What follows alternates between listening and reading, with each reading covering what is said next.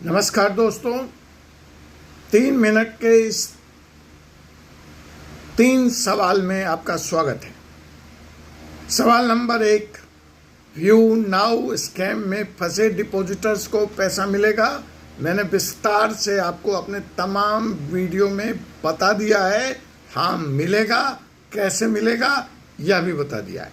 नया सवाल आपने पूछा है, क्या जीएसटी रिफंड संभव है अगर यह बिजनेस था ही नहीं, जैसा कि ईडी कह रही है? तो जी हाँ, जीएसटी का रिफंड भी संभव है।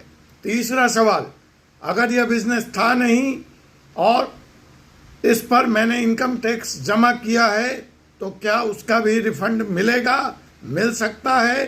कानून क्या कहता है? जवाब है हाँ, उसका भी रिफंड क्लेम किया जा सकता है।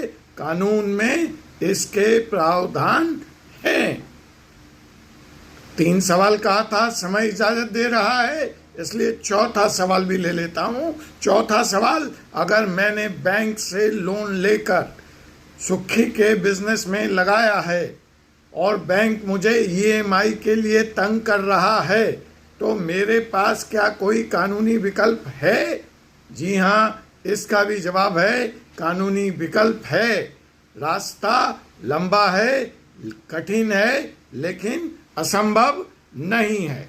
अब आइए, सीजीएसटी एक्ट 2017 सेक्शन 54, जिसके तहत आप रिफंड वापस मांग सकते हैं सरकार से, जो कि यह कहता है कि अगर कोई पेमेंट बिना असली ट्रांजैक्शन के हुआ है तो उसका रिफंड क्लेम किया जा सकता है। आपको जीएसटी का जवाब मिल गया। इनकम टैक्स का क्या होगा?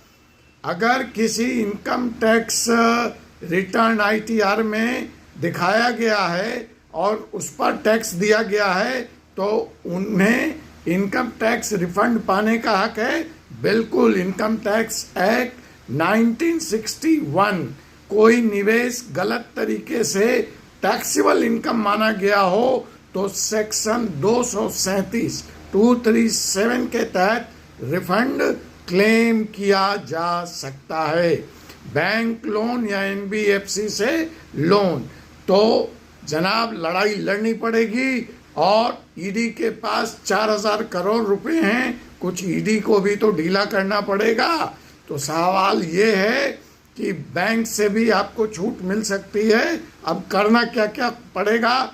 आपका पैसा आपका अपना हक है, इसको वापस पाने के लिए आवाज़ उठाइए, आईटीआर रिवाइज करें, टैक्स रिफंड